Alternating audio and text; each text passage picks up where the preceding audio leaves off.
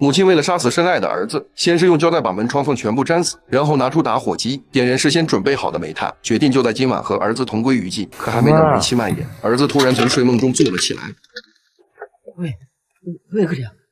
계란후라이 먹고 싶어. 看着儿子的模样，母亲不忍心下手了。等儿子熟睡后，她压着声音无助地哭了出来。要不是走投无路，哪个母亲会如此狠心呢？他儿子已经30岁了，可只有6岁的智商。虽然四肢健全没有毛病，但生活完全无法自理，甚至连牙膏都分不清。每次都用沐浴露刷牙，刮胡子也得母亲帮忙。洗头时还傻傻地说不要，害怕辣眼睛。穿衣服得母亲在后面撵着逼他穿。总之，这孩子除了吃，别的啥也不知道。母亲就这样含辛茹苦地照顾了他30年。虽然日子算不上好，但靠着一家小卖店，足以维持他俩的日常开销。母子2人还时不时在里面相互打闹。本以为能一直这样生活下去，可就在这天早上，母亲刚刚起床，突然感觉头痛欲裂，连路都走不稳。其实之前她的手就有点不对劲，但为了省钱没去医院。谁知这次做完检查，发现自己已经脑癌晚期，医生说得尽快手术，不然可能撑不了半年。可高昂的手术费咋能承担得起呢？母亲不害怕死亡，唯独放心不下儿子。这不，母亲就一会儿没注意他就从冰箱拿出罐头，放进微波炉加热，结果造成爆炸，差点出了人命。好在母亲发现及时，赶紧把家里的电闸拉下，这才脱离危险。看着在那傻笑的儿子，母亲眼里满是忧愁，自己走了他怎么活啊？无奈之下，母亲打算把他托付给女儿。女儿年纪轻轻就出嫁了，但母女的关系一直不太好，前不久还大吵了一架，因为女儿家的生意最近不景气，想用弟弟名下的存折救急。 그 돈은 나중에 나 죽으면 인규 쓸 돈이요. 어디서 그 돈을 들매기기를. 난 이 집 식구 아니야?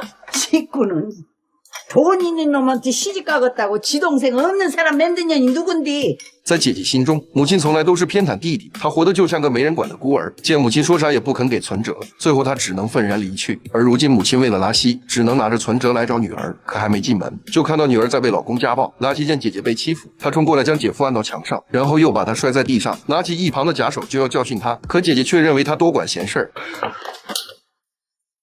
내 인생에 한 번도 도움이 안 되니.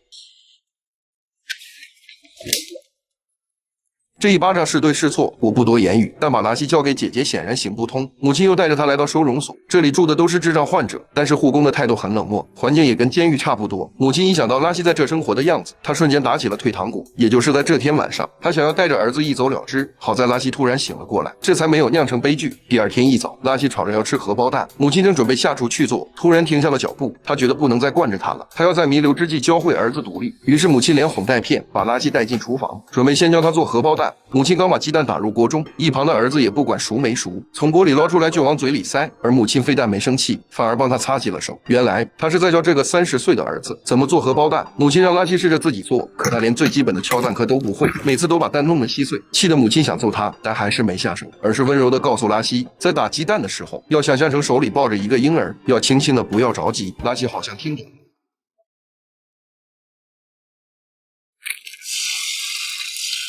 学会了做荷包蛋，接下来要学的还有很多，比如出了门要如何坐公交回家。母亲细心的跟拉稀说着路线，可他只顾着吃面包，站点一个也没记住。恨铁不成钢的母亲不小心把他手里的面包打掉了，拉稀直接坐在地上嚎啕大哭，整得母亲尴尬不已。但他并没因此放弃，而是把路线图 画成了简单易懂的图案，这样当拉稀看到路边的雕塑时，他就知道应该下车了。母亲还把家里所有的电器贴上标签，一步步提示他怎么操作，还有煮饭要下多少米，微波要用玻璃碗，家里的暖气怎么开等等。渐渐的，拉稀已经可以独当一面，刮胡子也不会伤到自己了，洗衣服也不用母亲帮忙了，甚至还做了一大桌饭菜。学会这些之后，接下来就是最难的工作问题。拉稀喜欢并且能做的差事不多，母亲费尽心思帮他求到了一份蛋糕店的实习工。拉稀很喜欢跟甜点打交道，所以他学习非常认真，从最基础的挤奶油，再到烘烤，然后包装。虽然不如别人做得快，但每一步都很用心。看着儿子近期的变化，母亲感到无比欣慰。晚上，她告诉拉稀，说自己明天有事要出门一趟，让他自己生活一天。拉稀听后有些害怕，但还是懂事的点了点头。第二天，母亲一大早就来到女儿家，告诉了她自己脑癌的事，并且将之前的那张存折递给了她，里面的钱一半给姐姐，一半留着自己死后，希望她能帮忙照顾一下拉稀。其实母亲早就知道女儿委屈，但也没有办法。在她怀着拉稀时，丈夫因病瘫痪在床，靠她一个人养活全家。因为工作忙，生病了也没吃药，间接影响了肚里的拉稀，导致她生下来就有脑疾。母亲心中一直充满愧疚。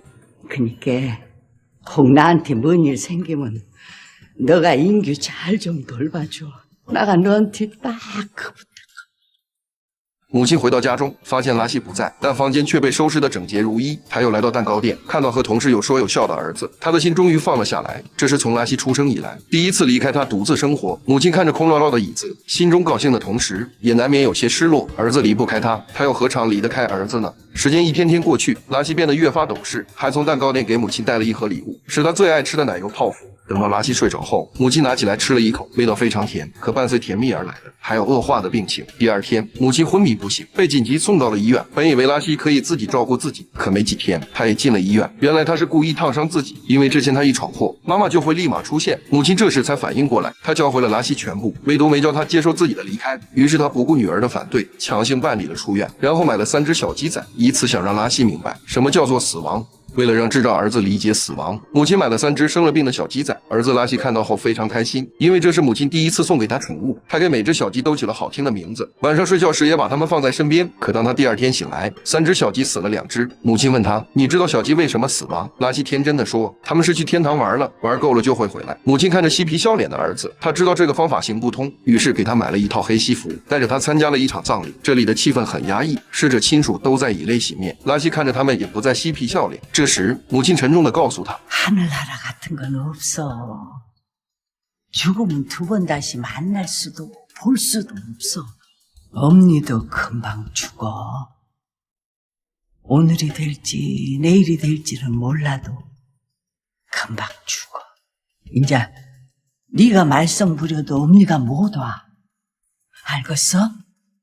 拉西听后情绪变得激动，捂着耳朵跑了出去。母亲赶紧跟了出来，可熙熙攘攘的人群让本就眼睛不好的母亲根本看不到儿子的身影。于是他做了一个奇怪的举动，只见他脱掉外套，露出了里面鲜艳的衣服。此时我才明白，为什么他会被称作为红绿灯，原因是为了能让智障儿子在这个充满恶意、冷淡、嫌弃、非黑即白的世界上，能第一时间看到他，并且来到他的身边。 엄마 죽지 마. 애기 엄마 없는 거 싫어.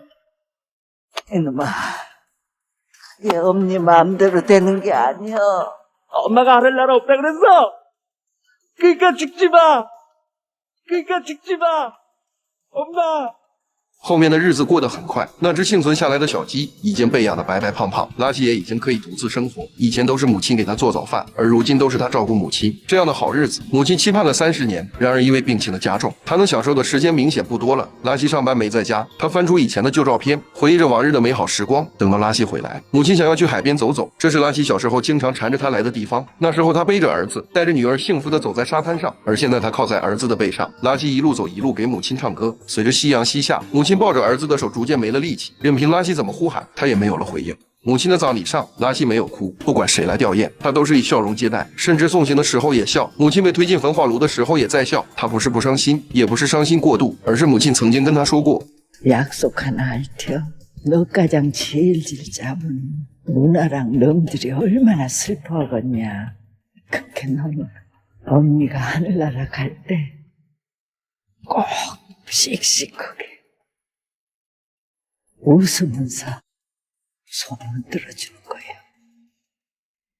알겠지? 拉西答应母亲的，他做到了。他挥着手，微笑地向母亲告别，但眼泪还是不受控制地流了下来。